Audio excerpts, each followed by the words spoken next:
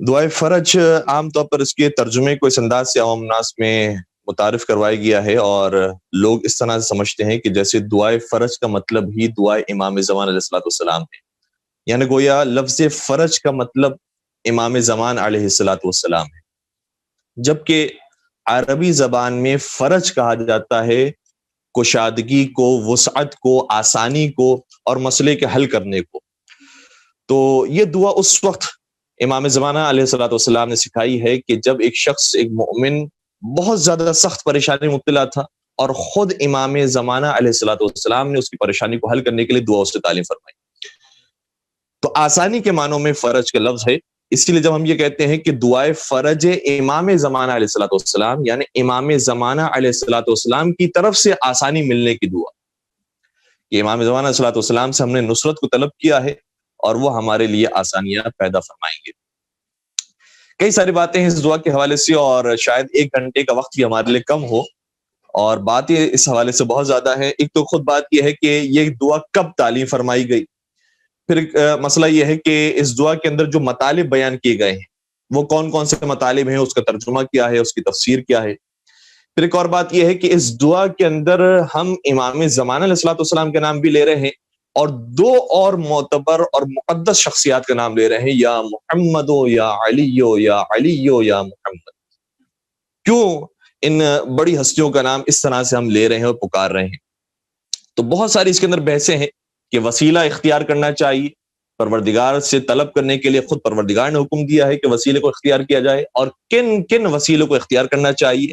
پھر ایک سوال برادران اہل سنت کی طرف سے بہت زیادہ پوچھا جاتا ہے کہ صحیح ہے وسیلہ اختیار کیا جا سکتا ہے، لیکن جب تک نبی اکرم صلی اللہ علیہ وآلہ وسلم حیات رکھتے تھے اس وقت تک صحابہ کرام نے وسیلہ اختیار کیا، لیکن جب انہوں نے پردہ فرما لیا تو پردہ فرمانے کے بعد اور ان کے انتقال کے بعد پھر اب وسیلہ اختیار کرنا جائز نہیں۔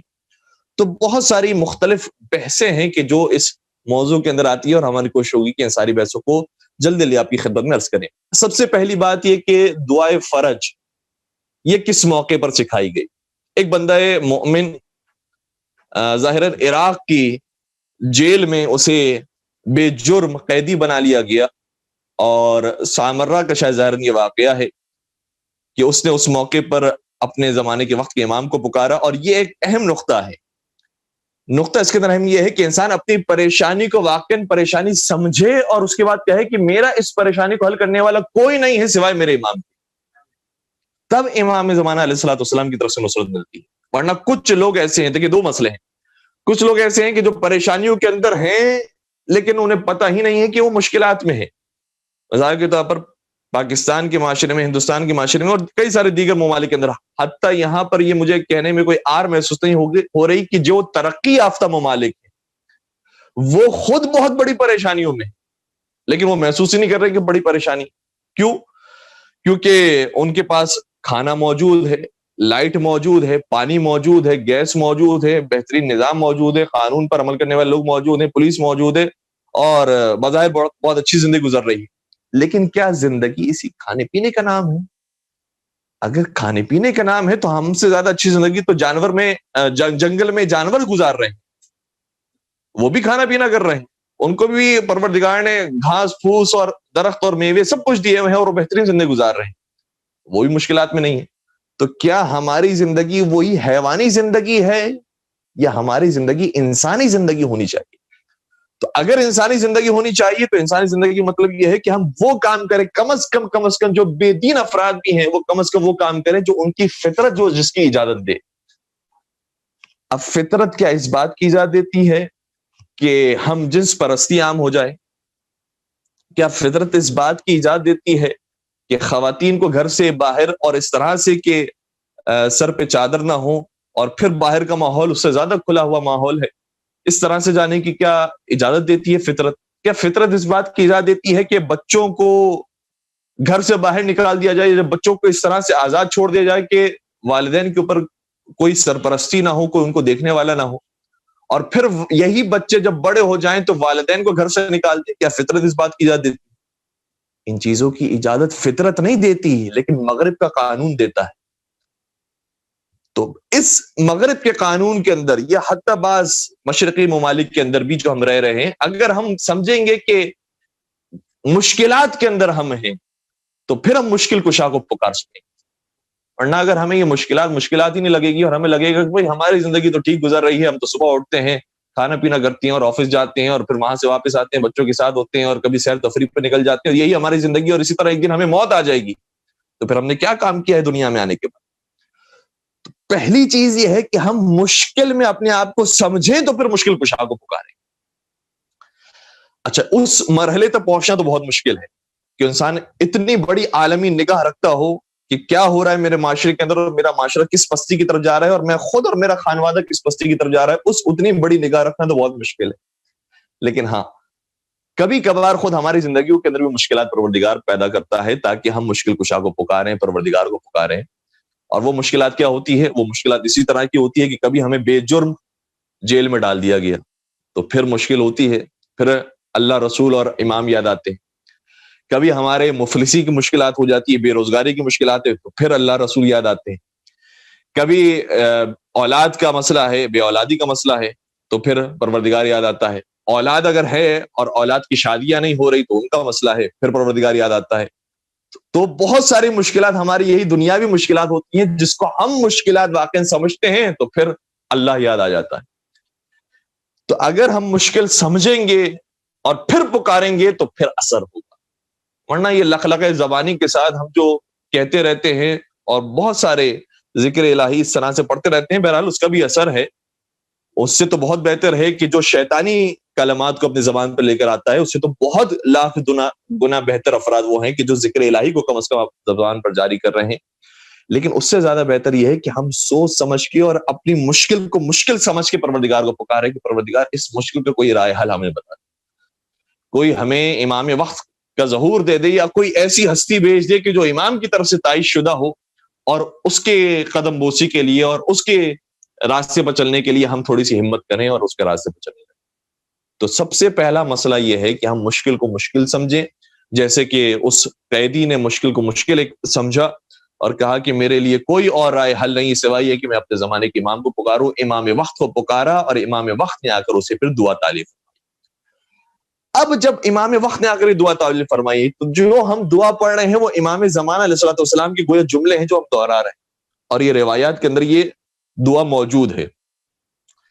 पहले हम इस दुआ ही की तिलावत करते हैं और उसके थोड़े से तर्जुमे को देखते हैं और उसके बाद फिर दीगर जो इसके अंदर मफाहिम बयान हो रहे हैं उसकी तरफ हम आते हैं। हम बिस्मिल्लाह करते हैं, बिस्मिल्लाहिर्रहमानिर्रहीम। सबसे पहला कलमा जो इमाम वक्त ने तालीम फरमाया है, देखें वो कौन सा कलमा है? इलाही, ए मेरे अल्लाह।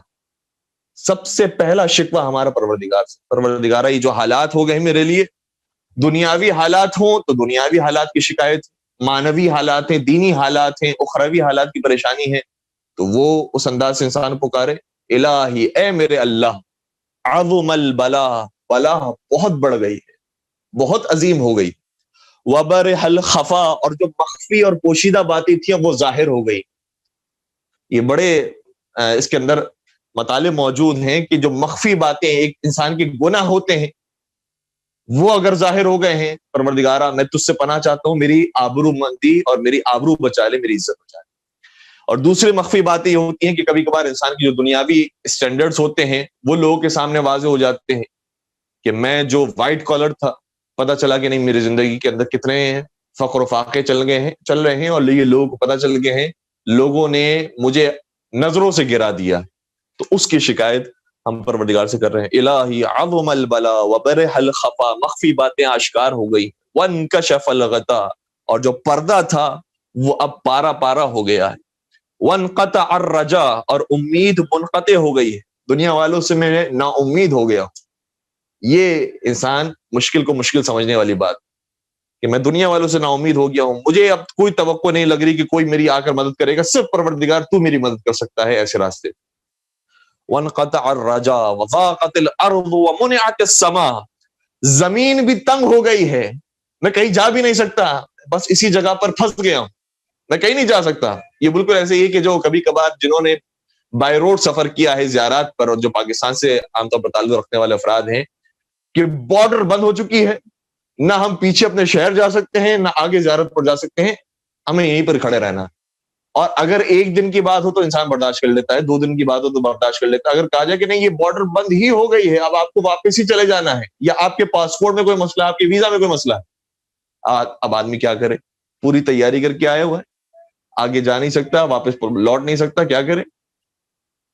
وہ مسائل جو ہم تھوڑا سا اس وقت محسوس کرتے ہیں، عام اگر ان زندگی کے اندر آ جائیں اور کہیں کہ ہاں واقعا میں نے تو بہت کوشش کی ہے دین کی تبلیغ کرنے کی، لیکن پروردگار وہ ہدف حاصل نہیں ہو پا رہا، وضاقت الارض، زمین میرے لیے تنگ ہو گئی ہے، ومنعت السماء، آسمان نے بھی لینے سے انکار کر دیا، آسمان نے بھی منع کر دیا، وانت المستعان والیک المشتکا، لیکن تو ہے کہ جو مدد کرنے والا ہے۔ جو ہم کہتے ہیں، کیا کہتے ہیں؟ ہر نماز میں کہتے ہیں، اور ہر روز کہتے ہیں، اور روزانہ 10 مرتبہ کم از کم یہ کہتے ہیں، اور ضروری ہے ہمارے لیے کہنا۔ کیا کہتے ہیں؟ ایاک نعبد و ایاک نستعین، اے خدا میں صرف اور صرف تیری عبادت کرتا ہوں، اور صرف تجھ سے مدد چاہتا ہوں، تجھ سے استعانت چاہتا ہوں۔ وہی استعانت کے لفظ دعائے فرج کے اندر آیا ہے۔ دیکھیں دعا قرآن سے کتنی قریب ہے، اور اس دعا سے پتہ چلتا ہے کہ اہل بیت اور قرآن کتنے ساتھ ساتھ ہیں، ان میں کوئی جدائی نہیں ہے۔ وَأَنْتَ الْمُسْتَعَانُ، تو مستعان ہے، تو مدد کرنے والا ہے، وَإِلَيْكَ الْمُشْتَكَى، اور میں تیری ہی طرف شکایت لے کر آیا ہوں، وَعَلَيْكَ الْمُعَوَّلُ فِي الشِّدَّةِ وَالرَّخَاءِ، یہ امام زمانہ بیان فرما رہے ہیں، اس طرح سے دعا مانگو، پروردگارہ تجھی پر بھروسہ ہے، فی الشدۃ والرخاء، چاہے بظاہر آسانیاں آ جائیں اس وقت بھی تجھی پر بھروسہ ہے، اور چاہے مشکلات ہوں اس وقت بھی تجھ پر بھروسہ ہے۔ یہاں پر بھی یہ پیغام موجود ہے۔ بسا اوقات ہم جب مشکلات آتی ہے تو اس وقت آتے ہیں علماء کی طرف، مولانا صاحب کوئی دعا بتا دیجئے۔ جب مشکلات میں گھر گئے تو اس وقت آئے عارف کے پاس، فلاں کے پاس، عامل کے پاس، کہ کوئی مشکل کا حل بتا دیجئے۔ مشکل کا حل اگر وہ واقعی سچا عالم دین ہوگا، سچا عابد اور زاہد انسان ہوگا، تو وہی کہے گا پروردگار سے یہ دعا مانگو۔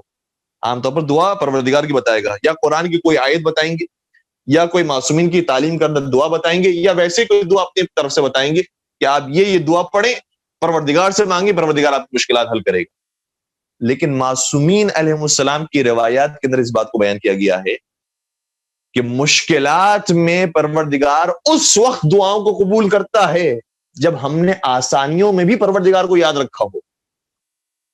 اگر ہم نے آسانیوں میں تو پروردگار کو بھلا دیا، صرف مشکلات میں یاد آتا ہے پروردگار، تو پھر پروردگار 2-3 وارننگز تو دے گا کہ اب مشکلات میں پتہ چل گیا کہ کون مددگار ہے تمہارا، اب یاد رکھنا مجھے۔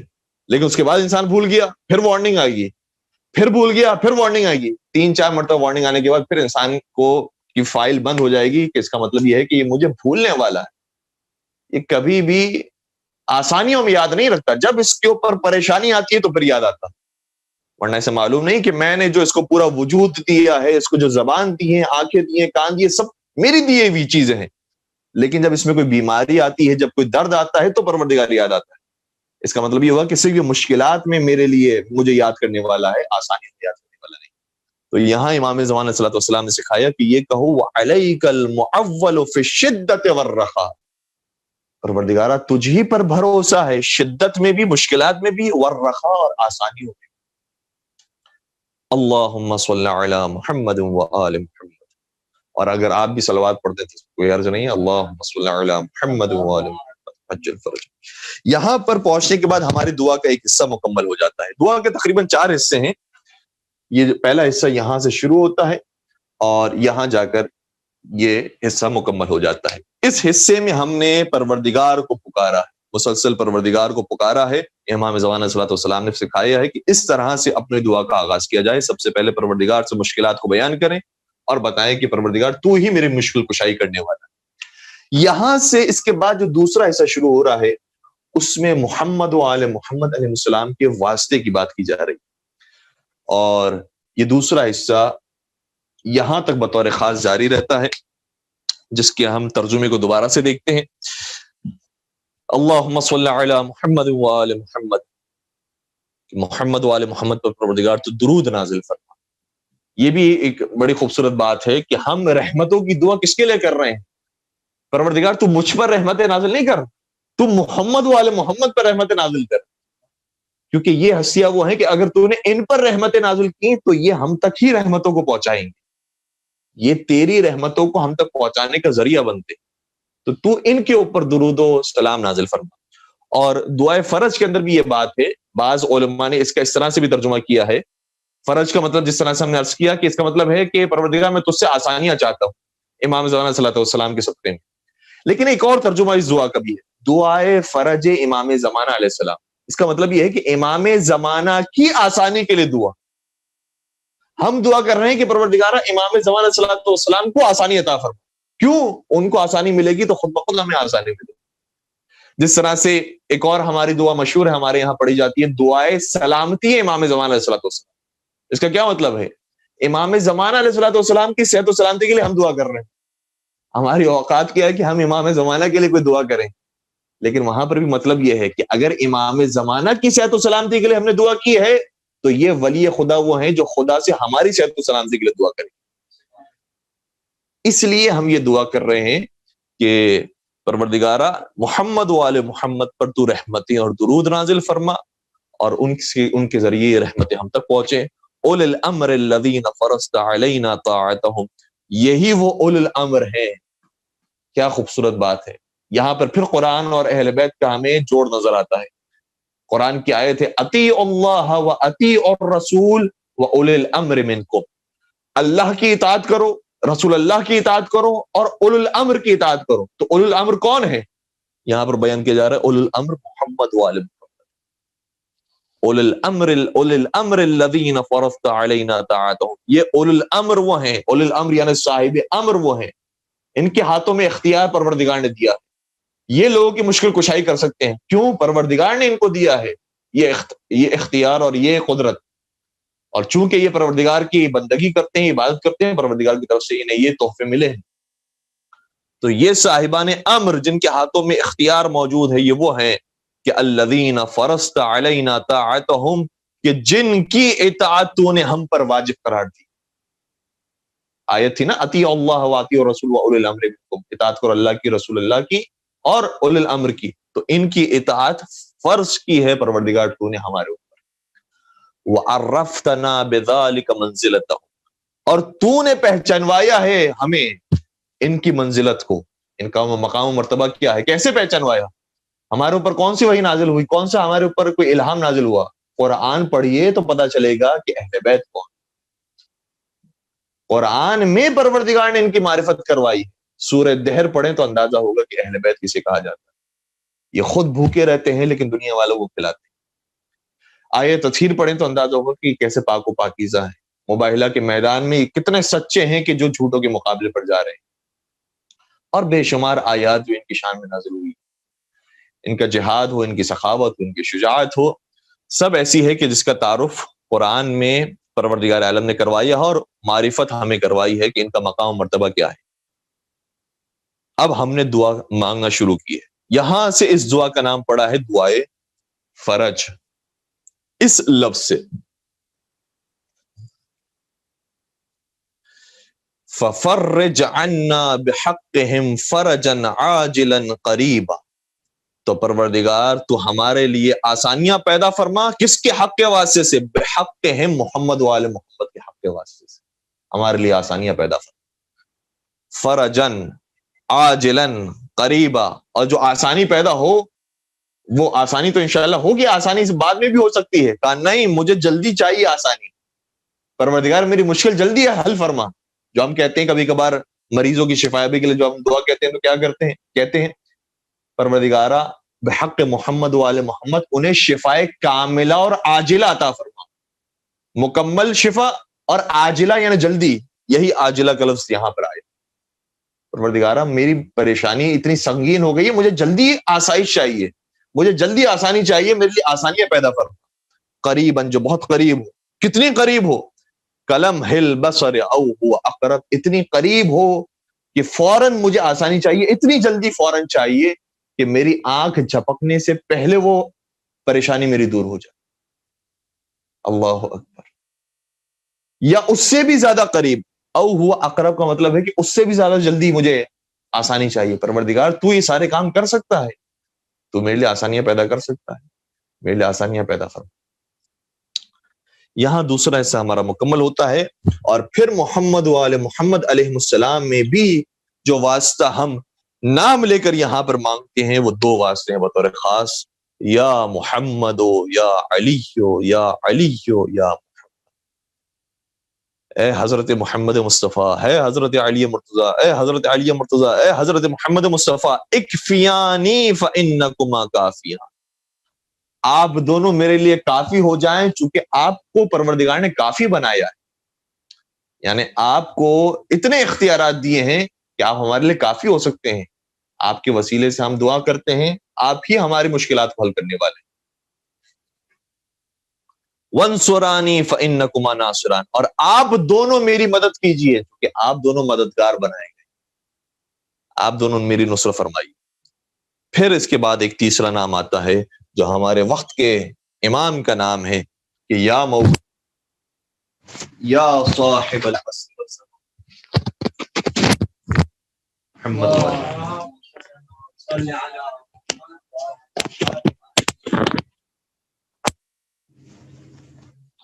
ایک اور درود پڑھ دیجیے گا، محمد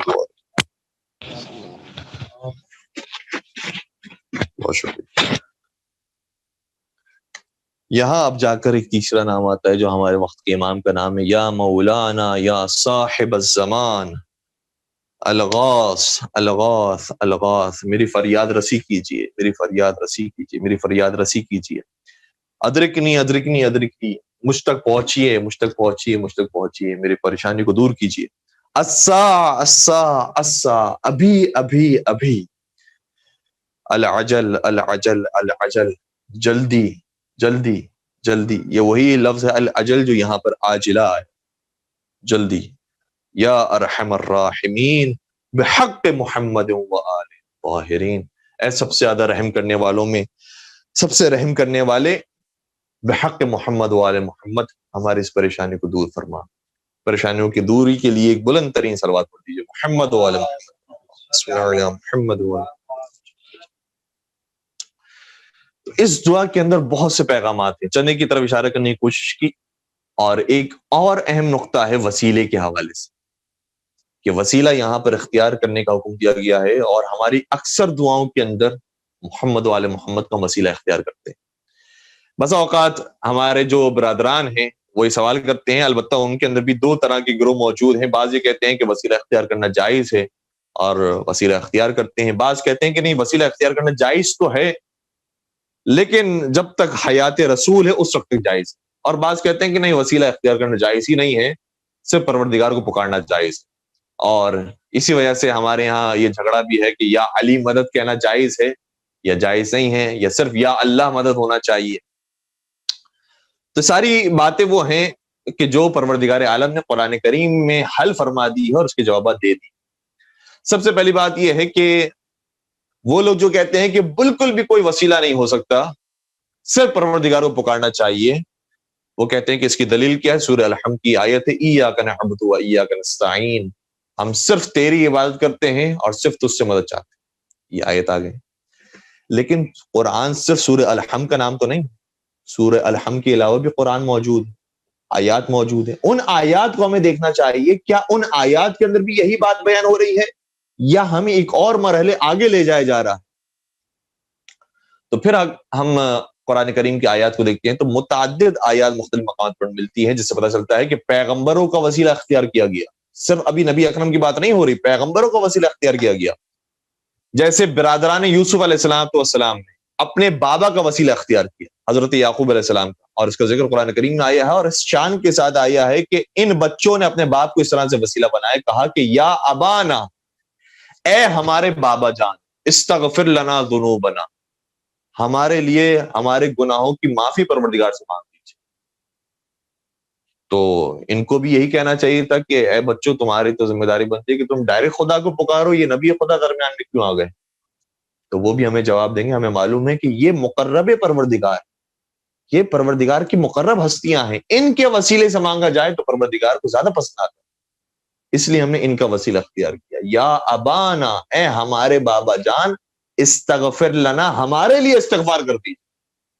خود استغفار نہیں کر رہے، کہا کہ آپ استغفار کر دیجیے، کیونکہ آپ کا مقام بلند ہے خدا کے نزدیک، آپ کی سفارش اگر ہوگی تو پروردگار قبول فرمائے۔ اچھا، جب سفارش کی بات آتی ہے تو بعض لوگ یہ کہتے ہیں کہ وہ خدا جو ہماری شعرت سے زیادہ قریب ہے اس کو سفارش کی کیا ضرورت ہے؟ وہ خدا جو ہمارے حالات کو جانتا ہے، سمیع و بصیر ہے، اس کو کسی سفارش کی کیا ضرورت ہے؟ بھائی سفارش کی ضرورت تو وہ اس کو ہوتی ہے کہ جو پہچانتا نہیں ہے ہمیں سامنے والا، تو ہم لے کر آتے کوئی ریفرنس لے کر آئے، کوئی سفارش لے کر آئے۔ یہاں تو پروردگار کے پاس پوری قدرت بھی ہے، پورا علم بھی ہے، سماعت اور بصارت سب کچھ ہے، وہ سارے ہمارے حالات سے واقف ہے، وہ کہہ رہا ہے کہ میں تمہاری شعرت سے زیادہ قریب ہوں، مجھے پکار، پھر ہم کیوں کسی اور کو پکاریں؟ تو بات یہ ہے کہ منطقی اعتبار سے دیکھا جائے تو کچھ چیزیں منطقی اعتبار سے صحیح ہوتی ہیں، لیکن ہماری منطق یہ کہتی ہے کہ پروردگار ایک ہے، پروردگار وجود رکھتا ہے۔ یہاں تک اگر ہماری منطق کہہ رہی ہے تو اس کے بعد جتنی باتیں ہیں ہمیں وہ پروردگار کی ماننی۔ اگر پروردگار یہ کہتا قرآن میں کہ بغیر وسیلے کے میرے پاس آنا، ہم کہتے ٹھیک ہے، آمنا وسلمنا، ہم بغیر وسیلے کے آئیں گے، ہماری کوئی اوقات نہیں ہے، ہم تو ذلیل و خوار انسان ہیں، ہماری کوئی حیثیت نہیں ہے کہ ہم پروردگار کے سامنے کوئی زبان درازی کریں، نعوذ باللہ۔ لیکن خود قرآن میں پروردگار نے کہا ہے کہ وسیلہ اختیار کرو، وسیلہ تلاش کرو، وسیلے کے ساتھ میرے پاس سامنے آؤ۔ تو جب خدا حکم دے رہا ہے تو ہم کیا خدا سے بڑے ہیں جو خدا کے حکم کی نافرمانی کریں؟ اور قرآن کی آیت ہے یا ایھا الذین آمنوا اتقوا اللہ وابتغوا الیہ الوسیلہ، اے صاحبان ایمان اللہ کا تقوی اختیار کرو اور اس تک پہنچنے کے لیے وسیلہ تلاش کرو۔ یہ آیت میں نے تو شامل نہیں کی ہے قرآن میں، یہ تو پروردگار نے آیت نازل کی ہے نبی اکرم کے توسط سے۔ تو قرآن کی آیت ہے، اللہ کا کلام ہے، یا ایھا الذین آمنوا اتقوا اللہ وابتغوا الیہ الوسیلہ۔ اس ٹکڑے کا میں لفظی ترجمہ آپ کی خدمت پیش کر رہا ہوں، اور آپ میرا ترجمہ قبول نہ کیجئے، آپ کسی بھی مترجم کا ترجمہ اٹھا لیجئے اور دیکھ لیجئے کہ انہوں نے کیا ترجمہ کیا ہے۔ وابتغوا اس کا مطلب ہوتا ہے تلاش کرو، یہ قرآن میں کئی مرتبہ یہ لفظ آیا ہے، وابتغوا من فضل اللہ، اللہ کا فضل تلاش کرو، یعنی رزق خدا تلاش کرو۔ وابتغوا کا لفظ تلاش کے معنوں میں آتا ہے۔ وابتغوا الیہ، اس تک پہنچنے کے لیے تلاش کرو، کیا تلاش کرو؟ الوسیلہ، وسیلہ تلاش کرو۔ تو وسیلے کو تلاش کرنے کا حکم پروردگار نے قرآن میں دیا، اور یہ کتنی خوبصورت آیت ہے کہ یہ نہیں کہا کہ وسیلہ بناؤ۔ یہی فرق ہے مشرکین مکہ میں اور ہمارے درمیان، کہ مشرکین مکہ وہ تھے جو وسیلے بناتے تھے اپنے ہاتھوں سے، کہتے تھے یہ بت وسیلہ ہے خدا تو پہنچنے کا، یہ فلاں چیز وسیلہ ہے خدا تو پہنچنے کا۔ لیکن قرآن یہ نہیں کہہ رہا کہ اپنے ہاتھوں سے وسیلے بناؤ، یہ فلاں آدمی کو تم نے مرشد بنا دیا، پیر بنا دیا، ولی بنا دیا، تمہارا کام نہیں ہے کسی کو بنانا، ہم نے جو بنایا ہے ان کو تلاش کرو، تمہارا کام تلاش کرنا ہے ان افراد کو۔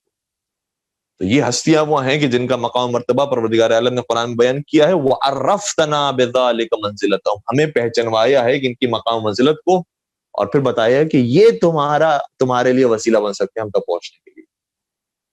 وَابْتَغُوا إِلَيْهِ الْوَسِيلَةَ، تو یہ وسیلے کا حکم قرآن کریم میں آیا۔ دوسری جو بات ہے جو بعض اہل علم کہتے ہیں، وہ کہتے ہیں کہ قرآن میں آپ دیکھیں حضرت یعقوب علیہ السلام کو وسیلہ بنایا گیا، وہ زندہ تھے اس لیے ان کا وسیلہ بنا لیا گیا۔ قرآن کی ایک دوسری آیت آئی ہے، وَلَوْ أَنَّهُمْ إِذْ ظَلَمُوا أَنفُسَهُمْ، اے رسول آپ یہ کہہ دیجئے کہ جب یہ آپ کے صحابہ انہوں نے اپنے نفس پر ظلم کر لیا ہے تو یہ آپ کے پاس آئیں، جاؤ کا یہ آپ کے پاس آئیں، اور پھر یہ آپ کو کہیں کہ ان کے لیے پروردگار کی طرف سے، پروردگار کی جانب استغفار کر دیجئے، اور یہ ان سے خود بھی کہیں کہ یہ بھی استغفار کریں، تو پروردگار کو یہ بہت زیادہ معاف کرنے والا پائیں گے۔ تو یہ آیت بھی جب نازل ہوئی ہے تو زمانے رسول کے اندر نازل ہوئی ہے، حیات رسول کے اندر نازل ہوئی ہے، اس لیے وہ بعض اہل علم افراد یہ کہتے ہیں کہ جب تک نبی زندہ تھے اس وقت تک تو ان کا وسیلہ ٹھیک تھا، جب تک حضرت یعقوب علیہ السلام زندہ تھے اس وقت تک ان کا وسیلہ ٹھیک تھا، لیکن جب وہ اس دنیا سے چلے گئے تو وسیلہ بھی ختم ہو گیا۔ ایسے افراد کے لیے اب کچھ ہم روایات بیان کر رہے ہیں، اور ظاہر سی بات ہے کہ اگر ہم اپنی کتاب سے پیش کریں گے تو ہماری حد تک تو ٹھیک ہے کہ ہماری فقہ کے اندر یہ بات موجود ہے، ہمارے مذہب کے اندر، ہمارے مسلک کے اندر یہ بات موجود ہے، تو کوئی کسی کو اعتراض نہیں ہے۔ لیکن ہم یہ بات بیان کرنا چاہ رہے ہیں کہ نہیں، یہی بات وہ ہے جو قرآن اور آپ کی کتابوں سے بھی ثابت ہے۔ قرآن میں بھی جب یہ آیت نازل ہوئی ہے کہ یا ایھا الذین آمنوا اتقوا اللہ وابتغوا الیہ الوسیلہ، تو یہاں پر یہ نہیں کہا کہ جو وسیلہ تم تلاش کرو گے اس کی ایکسپائری ڈیٹ بھی چیک کر لینا، یہ تو نہیں کہا، نعوذ باللہ۔ کہ وہ کب تک تمہارا وسیلہ کام کا ہے اور اس کے بعد سے نعوذ باللہ وہ کام کا نہیں رہے گا. کہا وسیلہ ہے، وسیلہ تلاش کرو. جس کو ہم نے وسیلہ بنا دیا ہے، ایسا نہیں کہ وہ مرنے کے بعد وسیلہ ختم ہو جائے گا. حضرت آدم علیہ السلام کو فرض کیجئے کہ وسیلہ بنایا، اس کے بعد وہ وسیلہ نعوذ باللہ ختم ہو گیا. ان کے کہنے کا تو یہ مطلب ہے کہ ایکسپائر ہو گیا نعوذ باللہ. پھر حضرت نوح علیہ السلام کو وسیلہ بنایا، وہ ختم ہو گیا. پھر حضرت موسیٰ علیہ السلام، حضرت عیسیٰ علیہ السلام، حضرت ابراہیم علیہ السلام، حضرت نبی اکرم صلی اللہ علیہ وسلم. یہاں تو قرآن نے کوئی ایسی بات نہیں کی، ایک مطلق بات کی ہے کہ وسیلہ تلاش کرو، جن کو ہم نے بنا دیا ہے ان کا وسیلہ بناؤ، ان کو وسیلہ اختیار کرو. تو ہمیں اختیار حاصل ہے کہ ہم نبی اکرم کا آج بھی وسیلہ اختیار کر سکتے ہیں، ان کو ابھی بھی پکار سکتے ہیں. اور یہ کام کیا ہے صحابہ کرام نے، جو آپ بزرگان کی کتابوں کے اندر بھی موجود ہے، اور انشاءاللہ اگر ان کا مطالعہ کریں گے تو کوئی ایسے بحث والی بات نہیں ہے. یہ موضوعات وہ ہیں کہ جو صبر و تحمل سے ہر انسان کو سننے چاہیے، اور اگر اس کے اوپر کوئی سوال ہو تو سوال کرنا چاہیے، اس کے اوپر ڈیبیٹ ہونی چاہیے. اب ہم ایک روایت جو پیش کر رہے ہیں وہ صحیح بخاری کی ایک بہترین شرح لکھی ہے فتح الباری کے نام سے. اس کتاب کے اندر بھی روایت موجود ہے، اور روایت کا خلاصہ یہ ہے کہ ایک طویل روایت ہے. روایت کا خلاصہ یہ ہے کہ خلیفہ ثانی کے زمانے میں قحط سالی آئی. خلیفہ ثانی کے زمانے میں قحط سالی آئی، یعنی نبی اکرم اس دنیا سے جا چکے، اور اس قحط سالی کو دور کرنے کے لیے خلیفہ ثانی نے خود پیغمبر کے چچا کا واسطہ اختیار کیا. کیوں اختیار کیا؟ کیونکہ آپ چچا ہوتے ہیں پیغمبر کے، تو آپ کے واسطے سے اگر ہم دعا کریں گے تو یہ دعا قبول ہو جائے گی. تو انہوں نے کس رشتے کو اختیار کیا؟ وہ رشتہ کہ جو ایکسپائر ہو چکا ہے ان کے بقول، اور ختم ہو چکی ہے اس کی حیثیت، لیکن پیغمبر کے واسطے سے انہوں نے دعا کی تو وہ دعا قبول ہوئی، اور پھر قحط سالی دور ہو گئی اور مدینہ کے اندر بارش ہوئی. اسی طرح سے ایک اور بھی روایت کا جملہ یہ ہے، بلکہ ایک اور بڑی خوبصورت اور معتبر روایت تاریخ طبری کے اندر موجود. اگر آپ تھوڑا سا اس میں انتظار کریں تو ہم آپ کو اس کا ریفرنس بھی پیش کرتے ہیں.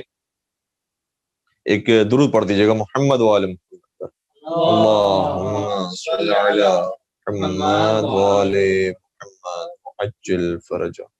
ایک اور مل کر درود پڑھ دیجیے گا، محمد صلی علی محمد وعلی محمد. تاریخ طبری جلد نمبر 2 صفحہ نمبر 281، اس پر یہ روایت موجود ہے کہ جب خلیفہ اول کے زمانے میں مسیلمہ کذاب کے لشکر کے مقابلے میں جنگ ہو رہی تھی، تو مسلمانوں نے جو نعرہ بلند کیا وہ یا اللہ کا نعرہ نہیں تھا. اب دیکھیے گا نعرہ کیا ہے. تاریخ طبری بہت قدیمی کتاب برادران اہل سنت کی، میں نے حوالہ آپ کی خدمت پیش کر دیا. روایت کا جملہ یہ ہے کہ ان صحابہ کرام کا نعرہ یہ تھا، کان شعارہم یومئذ یا محمد. اس دن ان کا نعرہ تھا یا محمد یا محمد یا محمد، یا محمد یا محمد کہہ کر انہوں نے جنگ کی. تو یہ تو سارے موحد ہیں، توحید پرست ہیں، یہ کیوں یا محمد کہہ رہے ہیں؟ کیونکہ معلوم ہے کہ یا محمد کہنا کوئی شرک نہیں ہے، یا محمد کہنا عین عبادت ہے. پروردگار نے حکم دیا ہے کہ نبی اکرم کو یاد رکھا جائے اور ان کے گھرانے کو یاد رکھا جائے، تو یا محمد کہنے میں کوئی خبات نہیں ہے. ہاں اگر بتوں کو پکارا جائے گا کہ جو پروردگار کی طرف سے بنائے ہوئے نہیں ہیں وسیلے، تو ظاہر سی بات ہے کہ پھر وہ شرک کہلائے گا، پھر وہ حرام کہلائے گا، بدعت کہلائے گا. لیکن خدا کے بنائے ہوئے وسیلوں کو اگر پکارا جائے تو صحابہ کرام نے یہ کام کیا ہے، اس کے اندر کوئی مذائقہ نہیں ہے، اور نبی اکرم کی وفات کے بعد کیا ہے، کوئی حرج نہیں ہے اس کے اندر. اور بھی کئی ساری روایات موجود ہیں. ایک اور روایت کا جملہ یہ ہے کہ خود عبداللہ بن عمر، یعنی خلیفہ ثانی کے جو بیٹے ہیں عبداللہ بن عمر، وہ فلج کی بیماری میں یا کسی سخت بیماری میں مبتلا ہوئے، اور ان سے کسی نے آ کر کہا کہ تم اس کو پکارو کہ جو تمہارے نزدیک سب سے زیادہ معتبر اور مقدس انسان ہے. تو انہوں نے کہا کہ یا محمد یا محمد، اور ان کی پریشانی دور. تو صحابہ کرام نے پکارا ہے نبی اکرم صلی اللہ علیہ وسلم کو اور اہل بیت کرام علیہ السلام کو.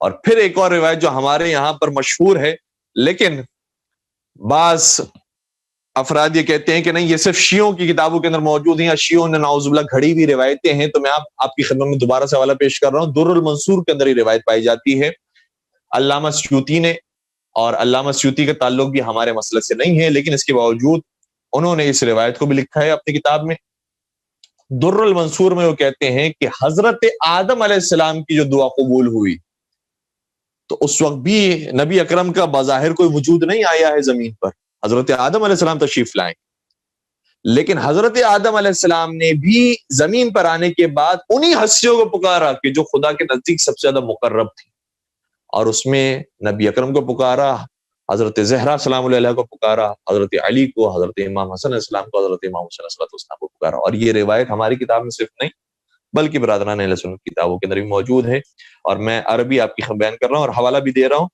در المنصور جلد نمبر 1 صفحہ نمبر 60 پر یہ روایت ہے، کہتے ہیں کہ اس طرح سے پکارا کہ اللہم انی اسألک بحق محمد و آل محمد، پروردگارہ میں سوال کرتا ہوں تو اس سے محمد و آل محمد کے حق کے واسطے سے۔ اب جو روایت کا جملہ در المنصور میں وہ میں آپ کی خدمت بیان کر رہا ہوں، میں اپنی کتابوں سے کوئی روایت عرض نہیں کر رہا۔ سبحانک لا الہ الا انت عملت سوءا، پروردگار تو پاک و پاکیزہ، تیرے علاوہ کوئی خدا نہیں ہے، میں نے ایک برا کام کر لیا، وظلمت نفسی، اور میں نے اپنے نفس پر ظلم کیا، فاغفر لی، تو میری مغفرت فرما دے، انک انت الغفور الرحیم، تو بہت معاف کرنے والا اور رحم کرنے والا ہے۔ فہؤلاء الکلمۃ التی تلقى آدم، تو یہ وہ کلمات ہیں محمد و آل محمد کے، یہ وہ کلمات ہیں کہ جو حضرت آدم علیہ السلام کو سکھائے گئے، تو آدم علیہ السلام نے ان کلمات کے ذریعے دعا کی تو حضرت آدم علیہ السلام کی دعا قبول ہوئی۔ تو خلاصہ بحث یہ ہے کہ وسیلہ اختیار کرنے کا، چونکہ پروردگار نے ہمیں حکم کیا ہے اس لیے ہم وسیلہ اختیار کرتے ہیں، خدا نے اگر حکم نہیں دیا ہوتا اور منع کر دیا ہوتا تو ہم ویسے ہی عمل کر رہے ہوتے۔ اور پھر دیکھیے گا کہ ہمارے وقت کے امام کون ہیں، ہمارے صاحب الزمان کون ہیں، صاحب الامر کون ہیں، ان کو زیادہ سے زیادہ پکارا جائے، ان کو یاد رکھا جائے، کیونکہ روایات میں ملتا ہے کہ جو جس زمانے کا حجت خدا ہوتا ہے اس کو پکارنے کی ایک خاص تاکید ہے۔ البتہ کچھ وسیلے ایسے ہیں کہ جو ہر زمانے میں پکارے گئے ہیں، حضرت آدم علیہ السلام کے دور ہو یا خاتم علیہ السلام کے زمانہ ہو یا قیامت تک کا زمانہ ہو، وہ وسیلے ہر وقت پکارے جائیں گے۔ وہ کون سے وسیلے ہیں؟ وہ یہ 5 وسیلے ہیں، یا محمد ہو، یا علی ہو، یا فاطمہ، یا حسن، یا حسین۔ یہ وسیلے وہ ہیں کہ جو ہر زمانے پکارے گئے، ورنہ اس کے علاوہ یہ حکم دیا گیا ہے کہ حضرت اپنے زمانے کی حجت کو، حضرت حجت کو، اور جو زمانے کا امام ہو اس کو پکارا جائے، کیونکہ وہ اس زمانے کے اندر ہماری مشکل کشائی کر سکتے ہیں۔ اور یہ بھی علماء نے بیان فرمایا ہے کہ اگر کوئی یا علی مدد بھی کہتا ہے تو حقیقت میں مدد کرنے کے لیے علی نہیں آتے، علی کے حکم پر علی کا بیٹا صاحب الزمان مدد کرنے کے لیے آتا۔ آغا صاحب زمانی نام کے ایک شخص تھے، ایران میں قم کا یہ واقعہ ہے، اور کہتے ہیں کہ آیت اللہ عبد الکریم حائری سے پہلے وہ عام طور پر کچھ مصائب کے جملے پڑھا کرتے تھے، کبھی کبھی منقبت پڑھ لیا کرتے تھے، مرثیہ پڑھا کرتے، تو ان کا نام پڑ گیا تھا آغا صاحب زمانی۔ تو کسی نے ان سے سوال کیا اس محفل کے بعد کہ آپ کا نام ہے آغا صاحب زمانی، کیا آپ کی کبھی امام زمانہ سے ملاقات ہوئی ہے؟ تو وہ کونے پہ لے کر گئے اور کہا کہ ہاں ہوئی ہے میری ملاقات۔ کہا کیسے ہوئی؟ انہوں نے پورا واقعہ بیان کیا، کہا کہ میں تبلیغ کرتا ہوں، مختلف شہروں میں جاتا ہوں تبلیغ کرنے کے لیے، تو میں ایک گاؤں گیا ہوا تھا تبلیغ کرنے کے لیے، وہاں جب پہنچا تو کوئی انتظام ہی نہیں تھا، ایک گھر میں داخل ہوا کہ جس نے دعوت دی تھی، تو انہوں نے کہا کہ آپ یہاں پہ تشریف رکھیں، میں جب تک آپ کے انتظامات کر کے آتا ہوں۔ تو جب میں بیٹھا ہوا تھا تو اچانک دستک ہوئی اور دروازے سے جو شخص داخل ہوا وہ بڑا خوبصورت نورانی سید جوان تھا۔ میرے سامنے آ کر جب وہ بیٹھے تو انہوں نے سلام و کلام کے بعد یہ بات کی، کہا کہ تو اتنا امام زمانہ کو پکارتا کیوں ہے، تجھے کام کیا ہے؟ تو میں نے ان سے عرض کیا کہ جب وہ آئیں گے تو میں ان کو بیان کروں گا، میں ہر ایک کو نہیں بیان کر سکتا، جب وہ آئیں گے تو میں بیان کروں گا۔ تو اس وقت اس سید بزرگوار نے کہا کہ یہ فرض کرو کہ تیرا امام یہ وقت تیرے سامنے موجود، تو کیا مانگنا چاہتا ہے؟ اس وقت میرے اوپر ایک کیفیت طاری ہوئی اور میں نے ان سے اپنی حاجت کو بیان کیا۔ تو اس کے بعد اس سید نے مجھے جواب دیا کہ اب یاد رکھ، اب اگر تجھے امام وقت کو پکارنا ہو، امام زمانہ کو پکارنا ہو تو یہ جملے کہنا، اور مجھے تعلیم فرمایا، کہا یہ کہنا یا محمد یا علی یا فاطمہ، یا صاحب الزمان اغثنی، اے محمد مصطفیٰ، اے علی مرتضیٰ، اے فاطمہ زہرا، اے صاحب الزمان، میری مدد کو آئی۔ میں نے جملے سنے اور چونکہ وہ عربی تھوڑی سی جانتے تھے تو انہوں نے کہا کہ کیا یہ نہیں ہونا چاہیے کہ یا محمد یا علی یا فاطمہ یا صاحب الزمان اغیثونی، کہ اے محمد مصطفیٰ، اے علی مرتضیٰ، اے فاطمہ زہرا، اے صاحب الزمان، آپ سب میری مدد کو آئیے۔ انہوں نے کہا کہ نہیں، اغیثونی نہیں، اغیثونی کا مطلب ہوتا ہے کہ سب مدد کو آئیے، بس یہ نہیں کہو اغیثنی، صرف آپ مدد کو آئیے۔ جو عربی جاننے والے افراد ہیں ان کو معلوم ہے کہ ایک واحد کا صیغہ، ایک جمع کا صیغہ ہے۔ جمع کا صیغہ کا مطلب یہ کہ سبھی آپ مدد کو آئیے، واحد کے صیغہ کا مطلب یہ ہے کہ نہیں، صرف آپ مدد کو آئیے۔ کہ نہیں، تم اغیثونی نہ کہو، اغیثنی کہو، صرف آپ مدد کو آئیے۔ کہا کہ کیوں میں اغیثنی کہوں، یہ ساری ہستیوں کے میں نے نام لیے ہیں۔ تو اس وقت جو وجہ بیان کی اس سید نے، اور ظاہراً امام وقت ہوں گے، انہوں نے جو وجہ بیان کی وہ یہی تھی۔ کہا کہ تم کسی کو بھی پکارو، اگر تمہاری نصرت کرنے کے لیے کوئی آتا ہے تو وہ صرف تمہارے زمانے کے امام۔ یعنی جب ہم کہہ رہے ہوتے ہیں یا علی مدد، تو حقیقت میں مدد کرنے کے لیے امام وقت آتے ہیں، یا امام وقت کی طرف سے جو نمائندے ہیں وہ آتے ہیں مدد کرنے کے لیے۔ اس لیے امام وقت کو بطور خاص یاد رکھنا ہم سب کو، ہمارا سب کا فریضہ ہے، اور اگر ہم آسانیوں کے ایام میں یاد رکھیں گے تو خود بخود وہ پریشانیوں کے دنوں میں ہماری مدد کریں گے۔ ایک اور بڑے عالم دین ہے آغا جعفر مجتہدی، اور اتنے بڑے وہ عارف تھے کہ اس زمانے کے جو بڑے بڑے مراجعین اور مجتہدین تھے وہ بھی ان کا احترام کرتے تھے۔ اور ظاہراً آیت اللہ خامنئی نے بھی ان کے بارے میں کہا ہے کہ میں نے خود ایک کرامت ان کی اپنی آنکھوں سے دیکھی۔ یعنی کوئی اب یہ دو نمبری والی نعوذ باللہ کوئی بات ہی نہیں ہے، اتنے بڑے بڑے مراجعین اور علماء ان کے معتقد تھے۔ آغا جعفر مجتہدی کے بارے میں ایک صاحب نے بتایا کہ وہ ان کی کلاس فیلو تھے کسی زمانے کے، وہ پھر جرمنی چلے گئے پڑھنے کے لیے، اور آغا جعفر مجتہدی ایک عرصے تک ایران میں رہے، پھر اس کے بعد عراق گئے، پھر اس کے بعد پھر ایران لوٹے۔ تو جس زمانے میں وہ ایران میں تھے، کہتے ہیں کہ ایک دن جرمنی کے جو صاحب تھے، جو ڈاکٹر بھی تھے، آغا احمد طباطبائی ان کا نام تھا، وہ کہتے ہیں کہ ایک دن جب میں گھر پہنچا تو میں نے کیا دیکھا کہ گھر کے اندر دروازے پر ایک لیٹر موجود ہے۔ میں لیٹر کھولا تو اس پر لکھا تھا کہ اے احمد، میں جرمنی میں آیا ہوا ہوں اور فلاں علاقے میں موجود ہوں، اگر ملاقات کرنا چاہتے ہو تو وہاں فلاں علاقے میں آ کے مجھ سے ملاقات کرو، اور نیچے لکھا تھا کہ جعفر مجتہدی، جو ان کے دوست تھے آغا جعفر مجتہدی۔ کہتے میں حیران ہو گیا، یہ ایران سے اچانک جرمنی آ گئے اور یہاں پر کیوں نہیں آئے ہیں، وہ اتنے دور والے علاقے میں کیوں چلے گئے؟ اچھا، وہ علاقہ بھی ایسا تھا کہ جو شہر کے اندر نہیں تھا، مضافاتی علاقہ تھا، لیکن کہتے کہ میں وہاں جا چکا تھا، اس لیے مجھے سمجھ میں آ گیا کہ وہ کس جگہ پر ہوں گے۔ میں فوراً سے گاڑی لے کر وہاں پر پہنچا، تو برف باری تھی، رات کا وقت تھا، ایک گھر بنا ہوا تھا پہاڑی کے اوپر، لیکن اتنی برف موجود تھی کہ میں اس گھر پہ جا نہیں سکتا تھا۔ جیسے ہی میں وہاں پر بھی پہنچا ہوں، آغا جعفر مجتہدی نے دروازہ کھولا اور کہا کہ ایک یا علی کہو اور اوپر آ جاؤ۔ کہتے ہیں بس میں نے یا علی کہا اور ہمت کر کے ہاتھ پیر گاڑے اور اوپر آیا، تو میں فوراً ہی گھر تک پہنچ گیا۔ گھر کے اندر آیا اور دیکھا تو ایک محسوس یہ ہو رہا تھا کہ ایک بچہ ہے جو ابھی بیماری سے اٹھا ہے، اور ایک ماں ہے جو آغا جعفر مجتہدی کے بس گرد طواف کر رہی ہے، اور ایسے ہے کہ جیسے ان کی نوکرانی ہو، جو وہ کہیں ان کے مطابق عمل کرنے کے تیار ہو، بالکل ان کی خدمت کے لیے وہ تیار ہے۔ میں حیران ہو گیا کہ یہاں پر آئے ہیں، یہ عجیب منظر مجھے نظر آ رہا ہے، یہ کیا ہو رہا ہے؟ اتنے میں آغا جعفر مجتہدی تھوڑی دیر کے لیے گھر سے باہر نکلے، تو میں نے اس عورت سے پوچھا کہ کیا آپ جانتے ہیں یہ آپ کے کوئی رشتہ دار ہوتے ہیں؟ کہا کہ نہیں، میں تو نہیں جانتی اس کو۔ کہا کہ پھر آپ ان سے اتنی محبت، اتنی عقیدت کیوں رکھ رہے ہیں؟ تو انہوں نے بتایا کہ حقیقت میں میرا یہ بچہ بیمار ہو گیا، اور ڈاکٹرز نے بتایا کہ اس کو حلق کا کینسر ہے اور اس کا کوئی علاج نہیں، اور یہ آپ بات یاد رکھیں کہ آہستہ ایسے کچھ دنوں میں مرنے والا۔ آپ جو کرنا چاہیں کر لیں، اس کو جتنی دوائیاں کھلا لیں، جتنے انجیکشن سب کچھ کر لیں، اینڈ اس کا یہ موت ہے اور یہ کچھ دنوں میں مر جائے گا۔ تو کیا ہی بہتر ہے کہ تھوڑا سا یہ سیر تفریح کے ساتھ اور یہ خوشحالی کے ساتھ مرے، تو اچھے ایام آپ اس کے ساتھ گزاریں۔ میں نے کہا ٹھیک ہے، لیکن بس میری زندگی ختم ہو گئی، میرے پاس اور کوئی نہیں تھا سوائے اس بچے کی۔ کہتے میرا شوہر کچھ عرصہ پہلے انتقال کر گیا اور کوئی اور گھر والے نہیں تھے، بس یہی بچہ تھا۔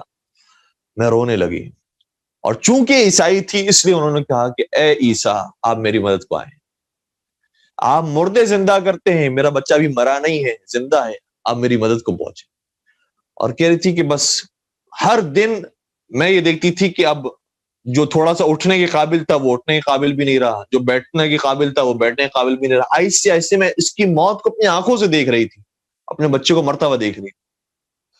کہتی بس میں نے ٹوٹے اس دل کے ساتھ پھر وہی بات عرض کر رہا ہوں، اپنی مشکل کو مشکل سمجھیں تو پھر دعا کے اندر تاثیر آتی ہے، ورنہ بعض افراد اتنے بے حس لوگ بھی ہوتے ہیں کہ مرتا ہے تو مر جائے، کیا فرق پڑتا ہے، ہماری لائف تو ٹھیک چل رہی ہے۔ لیکن اگر مشکل کو مشکل سمجھ کر پھر پکاریں گے تو پھر بات اور۔ اس عورت نے کہا کہ میں اپنے بچے کو مرتا ہوا دیکھ رہی تھی، بس ہر رات میں حضرت مریم کو کبھی پکارتی تھی، کبھی حضرت عیسیٰ کو پکارتی تھی۔ ایک رات خواب میں حضرت مریم تشریف لائے اور کہا بیٹا اس زمانے میں ہمارے ہاتھوں سے اختیار نکل چکا ہے۔ دیکھیں وہی بات، ہمارے ہاتھوں سے اختیار نکل چکا ہے، اب کس کے ہاتھوں میں اختیار ہے یہ سنیے۔ انہوں نے سوال کیا کہ اب کون ہے کہ جو ہماری مدد کرے گا؟ کہ میرے بیٹے عیسیٰ کے بعد ایک اور نبی آئے ہیں کہ جن کا نام محمد ہے، اور ان کی ایک بیٹی ہے جن کا نام فاطمہ ہے، اور ان کی نسل سے کچھ ائمہ آئے جن کے آخری بیٹے امام مہدی علیہ السلام۔ اللہم صلی علی محمد۔ کہا کہ اس کے ہاتھ میں اب اختیار موجود ہے، اسے پکارو۔ کہ بس یہ میں نے خواب دیکھا، بیدار ہوئی، مجھے 3 نام یاد ہو گئے، محمد، فاطمہ، مہدی۔ بس میں یہ تینوں نام دہراتے رہتی تھی، محمد فاطمہ مہدی، محمد فاطمہ مہدی، یا محمد یا فاطمہ یا مہدی۔ اور کہتی ہے کہ میرا یہ ایک خاص انداز تھا کہ میں جب یا مہدی پر پہنچی تھی تو میری عقیدت زیادہ بڑھ جاتی تھی، یا مہدی یا مہدی، آپ ہیں جو اس زمانے میں اختیار رکھتے ہیں، آپ میری مدد فرمائیں۔ اتنے میں کہ میں یا مہدی بہت پکارتے رہی، یہاں تک کہ جب میرا بیٹا بالکل مرنے کے قریب ہوا تو میں نے دیکھا کہ دروازے پر دستک، اور یہ شخص دروازے میں داخل ہوا، اور جیسے اس کو پتا تھا کہ میرے گھر میں کیا ہو رہا ہے، یہ ڈائریکٹ میرے بیٹے کے پاس آیا، اور بیٹے کے پاس آنے کے بعد اس نے نیچے میرے بیٹے کے کمر میں ہاتھ رکھا اور ایک اور نام لیا جو ان 3 ناموں کے علاوہ تھا، اور یہ نام لینے کے بعد کہا کہ پروردگار تجھے شفا دے۔ اور بس یہ اس کی دعا ختم ہوئی، بیٹا تھوڑی سی نقاہت سے اٹھا اور کہا کہ مادر جان مجھے آپ کچھ کھانے کے لیے لے کر آئیں، مجھے بھوک لگ رہی ہے۔ تو مجھے بہت خوشی ہوئی کہ اب اس نے بولنا شروع کر دیا، اس کو بھوک لگ رہی ہے، میں اس کے لیے انتظامات کرنے لگی۔ اور پھر میں نے رفتہ رفتہ دیکھا کہ اس کی طبیعت بہت بہتر ہونا شروع ہوئی، بہت بہتر ہونا شروع ہوئی۔ تو میں نے شخص سے کہا کہ یہ تم مسیح ہو، تم عیسیٰ ہو؟ کہا کہ نہیں میں عیسیٰ نہیں ہوں۔ کہا پھر تم کون ہو؟